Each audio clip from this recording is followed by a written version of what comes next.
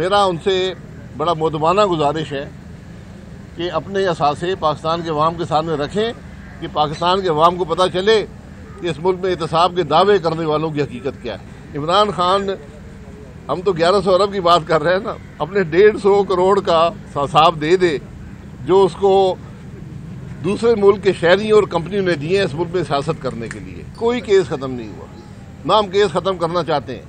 मैं तो आज भी कहता हूँ कानून में लिख दे पाकिस्तान मुस्लिम लीग नून के केस कैमरे लगा कर चलाएं, अवाम को दिखाएं।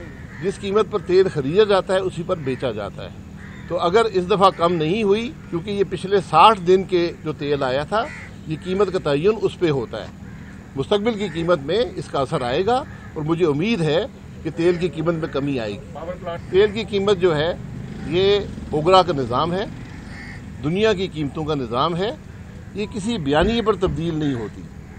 जब से ओगरा बना है, ओगरा पिछले 15 दिन का जो दुनिया की तेल का एवरेज होता है, जो डॉलर रुपए रेट का एवरेज होता है, और जो इस अरसे में जो पुराना तेल बेचा गया उसकी जो एलसीज हैं उनकी जो पेमेंट होती है, इसका हिसाब करके तेल की कीमत का तयन करता है। ये हुकूमत नहीं करती, ये मैं नहीं करता, ये मिफ्ता इस्माइल साहब नहीं करते, ये कोई और शख्स नहीं करता। ओगरा करके देती है। हुकूमत इस पर टैक्स लगाए तो लगाना चाहती है, हुकूमत ने कोई टैक्स नहीं लगाया।